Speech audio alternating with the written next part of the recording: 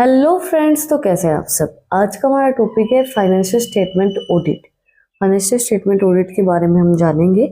हमारा जो पिछला टॉपिक था वो था वाउचिंग, वेरिफिकेशन, डिफरेंस क्या होगा इनके बीच में। तो अगर आपने वो वीडियो नहीं देखी है तो उसका जो लिंक है वो डिस्क्रिप्शन के अंदर है, आप लोग जाके चेक कर सकते हैं। तो हम स्टार्ट करते हैं। What is financial statement audit? A financial statement audit is a professional examination of a companies financial statement. Its goal is to determine whether the financial statement present a fair and materially correct representation of a business activity and financial position in accordance with the GAAP, General Accepted Accounting Principles issued by the Financial Accounting Standard Board, especially auditor opinions on the accuracy of an income statement, balance sheet and statement of cash flow, and all the disclosure that support them. Financial statement audit का मतलब क्या होता है? एक professional बंदा auditor accounts की examine करता है, उनको ऑडिट करता है। फाइनेंशियल स्टेटमेंट जो फाइनेंस से रिलेटेड होते हैं, इनका गोल क्या होता है? डिटरमाइन करना कि जो फाइनेंशियल स्टेटमेंट कंपनी ने शो की है वो सही शो की या गलत शो की है। जो हमारी जनरल एक्सपेक्टेड अकाउंटिंग प्रिंसिपल्स होते हैं उनके अकॉर्डिंगली शो की गई है या नहीं शो की गई है। जनरली ये लोग चेक करते हैं कि भाई बैलेंस शीट सही है या नहीं है, इनकम स्टेटमेंट जो आपको शो की गई है वो सही दिखाई गई है या नहीं दिखाई गई है, कैश फ्लो स्टेटमेंट आपकी जो दिखाई गई है उनके जो भी आइटम्स है वो फुल्ली डिस्क्लोजर करना पड़ता है उनका। फाइनेंशियल स्टेटमेंट ऑडिट के अंदर सिर्फ जो फाइनेंस रिलेटेड स्टेटमेंट होती है हमें जो शो की जाती हैं, जैसे income statement, cash flow statement, balance sheet, उनकी ऑडिटिंग, उनको ये दिखाना कि वो आपको जो दिखाई गई है वो सही दिखाई गई है, गलत दिखाई गई है। Under gap, external independent auditor must be perform financial statement audit. जो एक्सटर्नल और इंडिपेंडेंट ऑडिटर्स होते हैं वो भी फाइनेंशियल स्टेटमेंट ऑडिट करवाते हैं गैप के अंदर। जो हमारा गैप, आपको फुल फॉर्म तो पता चली गई होगी, जनरल एक्सपेक्टेड अकाउंटिंग प्रिंसिपल्स। इसके अकॉर्डिंगली हम फाइनेंशियल स्टेटमेंट को प्रिपेयर करती है कंपनी। फिर अगर वो ऑडिटर जो होता है वो चेक करता है कि उसके अकॉर्डिंगली प्रिपेयर की गई है नहीं की गई है, जो आपको अकाउंट शो किए गए हैं, जो फाइनेंशियल स्टेटमेंट आपको शो की गई है वो सही है या नहीं है, वो सब चीज़ें जो है वो ऑडिटिंग के अंदर ऑडिटर चेक करता है। फाइनेंशियल स्टेटमेंट के अंदर क्या चीज़ें सही दिखाई गई, क्या चीज़ें गलत दिखाई गई हैं। अब बात आती है stages of financial statement audit. Most sources will tell you there are the 3 stages in financial statement audit, ultimately leading to the audit opinions. The length and scope of each stage and may differ based on the complexity of the company's business and the sophistications of its accounting staff and whether it's an intellectual or recurring audits. Understanding these stages can help companies better prepare of an audit which can make it go much smoother. देखो 3 stages इन्होंने बोली financial statement audit के अंदर। Basically 3 ही होती हैं, बाकी जो चीज़ें होती है वो लेंथी होती है, स्कोप, स्टेजेस वगैरह। बट हमें नॉर्मली 3 स्टेज बोले गए हैं जिनको हम अगर समझें उसके अकॉर्डिंगली हम चीज़ों को प्रिपेयर करें, ऑडिट करें तो हमारी जो चीज़ें हैं वो स्मूथली चले, स्मूथर चले, हमें परेशानी ना हो। फर्स्ट स्टेज हमें दी गई है planning and risk assessment. The first stage begins when a companies audit committee और board of director hire the external auditors and sign an engagement letter.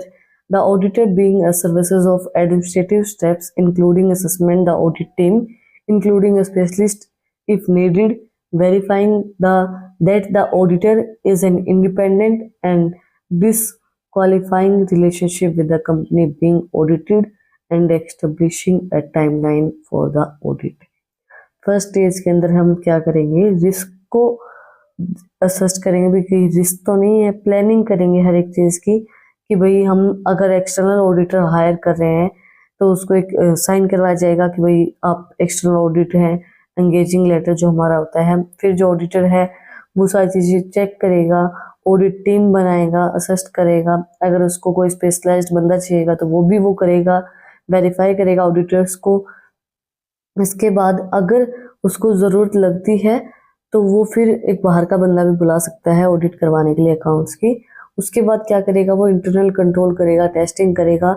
This step involves identify, documenting and evaluating a company internal control, the process and policies a business use to reduce the livelihood of financial reporting error and fraud. if the auditor prescribes a weak control environment, they will be on high alert of errors and frauds and will increase the amount of substantive testing of balance। देखो इसके अंदर बोला गया है कि भाई internal control और testing बहुत ज़्यादा ज़रूरी है। अब फ्रॉड भी होते हैं, एरर भी होते हैं, उनको डिटेक्ट करना, अगर आप जो ऑडिटर है उसके पास वीक कंट्रोल है इन्वायरमेंट के ऊपर, तो उनको हाई अलर्ट करना पड़ेगा। हाई मतलब बहुत बार चीज़ें टेस्ट करके देखनी पड़ेंगी कि कहीं फ्रॉड तो नहीं है, कहीं एरर तो नहीं आ रही है। इंटरनली सारी चीज़ें टेस्ट करके देखनी पड़ेंगी। अगर उनका ऑडिटर जो प्रिसीव्स है वो वीक कंट्रोल उनका इन्वायरमेंट के ऊपर ऑडिटर का, तो उनको हाई अलर्ट के साथ चीज़ें चेक करनी पड़ेंगी। लास्ट हमारा है substantive testing. The process of substantive testing is to verify balance in the accounting data. It involves sampling and transactions and gathering evidence to support the data, and in accounting records, evidence from third parties preferred such as a bank statement, confirming letters from customers and suppliers, invoice and statement. In addition, the auditor may physically observe assets like inventories and equipment. In some cases, substantive testing may simply consist of analysis and analyze recalculations as with depreciations or reserves।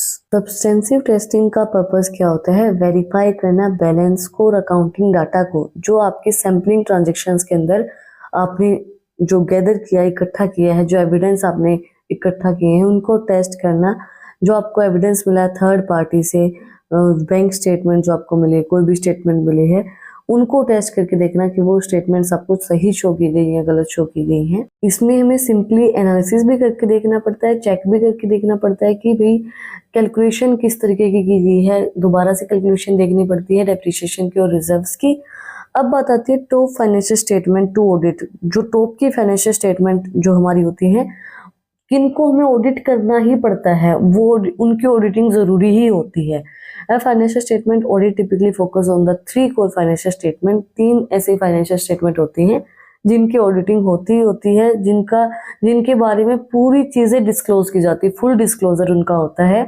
Each financial statement services purpose but they have a specific purpose but they have most impact when read together. The top financial statement to audit includes. देखो हर एक जो भी financial statement होती है इनका कुछ ना कुछ स्पेसिफिक पर्पस होता ही होता है, बट इनका ज़्यादा इम्पैक्ट पड़ता है। तो वो कौन सी होंगी हमारी फाइनेंशियल स्टेटमेंट जिनको हमें ऑडिटिंग के अंदर सबसे पहले टॉप के अंदर आती हैं? तो पहली हमारी है balance sheet. List a company's assets, liability and equity. It present a company financial positions as of a certain point in a time, typically the last day of a month, quarter और year. देखो balance sheet का मतलब आप सभी को पता होगा, सबने बनाई भी होगी, एमकॉम के अंदर हैं आप लोग। तो लिस्ट ऑफ ए कंपनी जो एसेट्स है इसके अंदर इंक्लूड की जाती है लायबिलिटीज, इक्विटी। ये प्रेजेंट करते हैं फाइनेंशियल पोजीशन को कब? या तो last day of a month, या फिर क्वार्टरली, हर 4 महीने के अंदर। क्वार्टर का मतलब क्या होता है? क्वार्टर होता है 4 महीने का, 4 महीने के बाद, या फिर ईयरली। ठीक है, बैलेंस शीट या तो हर जो लास्ट महीने का उस दिन, मतलब महीने के एंड में आखिरी दिन, या फिर क्वार्टरली हर 4 महीने के बाद, या फिर साल में बैलेंस शीट बनाई जाती है जिसके अंदर एसेट्स, लायबिलिटी और इक्विटी होती है। देन इनकम स्टेटमेंट हमारी इंपॉर्टेंट है। Present a company revenue, expenses, gains and losses for a period of time such as an 1, 3 और 12 months। The income statement P&L account shows whether the business made a profit and or withstood of a loss during the period। Income statement को हम profit and loss account भी show कर सकते हैं, मतलब वही चीज़ है ना, ये वही शो करता है। रेवेन्यू, एक्सपेंसेस, गेन्स, लॉस हमें शो करता है पीरियड ऑफ टाइम के अकॉर्डिंगली। 1, 2 महीने, 3 महीने या 12 महीने का हमें गेन और लॉस को शो करता है। प्रॉफिट एंड लॉस स्टेटमेंट भी हम इसको बोल सकते हैं, जिसके अंदर हम देखते हैं कि भाई बिजनेस के अंदर कितना प्रॉफिट हुआ है, हमें कितना लॉस हुआ है। नेक्स्ट है statement of cash flow. Display the inflow and outflow of cash during a reporting period. The sources of use of cash और categorised into 3 sections: cash flow from operating activities, cash flow from financial activities और cash flow from investing activities. देखो cash का inflow और outflow कितना हो रहा है company के अंदर। तो कैश फ्लो स्टेटमेंट की भी ऑडिटिंग बहुत ज़्यादा जरूरी है। भाई कैश हमारे कंपनी के अंदर कितना आया है, कितना कितना गया है, वो भी हमें चेक करना बहुत ज़्यादा जरूरी है। वो हम कैलकुलेट करते हैं किसकी हेल्प से, इन्वेस्टिंग एक्टिविटी, ऑपरेटिंग एक्टिविटी और फाइनेंशियल एक्टिविटीज़ की हेल्प से हम चेक करते हैं कि कितना हमारे कंपनी के अंदर कैश का इनफ्लो हुआ है और कितना आउटफ्लो हुआ है, उसको चेक करना। देखो ये तीनों स्टेटमेंट बहुत ज़्यादा इंपॉर्टेंट है जब हम फाइनेंशियल ऑडिट करवाते हैं, क्योंकि बैलेंस शीट के अंदर सारी एसेट्स लायबिलिटी आ जाती हैं। इनकम स्टेटमेंट के अंदर आपका रेवेन्यू, एक्सपेंसेस, गेन, लॉसेस सारे आ जाते हैं। कैश फ्लो के अंदर आपके कंपनी के अंदर कितना कैश आया, कितना गया है, वो सारी चीज़ें आ जाती हैं। तो इनकी ऑडिटिंग सबसे ज़्यादा ज़रूरी होती है। इसी के साथ आज का जो हमारा टॉपिक है फाइनेंशियल स्टेटमेंट ऑडिट, वो कंप्लीट हो गया है। तो अगर आपको आज की वीडियो पसंद आई तो आप लोग को पता ही क्या करना है, कमेंट सेक्शन में मुझे बताना है कि आपको वीडियो कैसी लगी। कोई भी डाउट है तो वो भी आप लोग कमेंट सेक्शन में मुझसे पूछ सकते हैं। और अगर आपने वीडियो को यहाँ तक देखा है तो प्लीज सब्सक्राइब के बटन पे एक मुक्का मार दो और बेल आइकन प्रेस करो, ताकि जो सबसे पहले अपडेट है वो आप लोग के पास आए। और अगर आपको इन टॉपिक्स की पीडीएफ चाहिए तो टेलीग्राम चैनल का लिंक भी डिस्क्रिप्शन में है, वहाँ पर जाके आप मुझे फॉलो कर सकते हैं। और भी इंटरेस्टिंग रील्स को देखने के लिए इंस्टाग्राम चैनल का लिंक भी डिस्क्रिप्शन में है, वहाँ पर जाके आप मुझे फॉलो कर सकते हैं। फिर मिलते हैं एक नई वीडियो के साथ, एक नए टॉपिक के साथ। Like, share and subscribe. Thank you for watching my video and enjoy your life.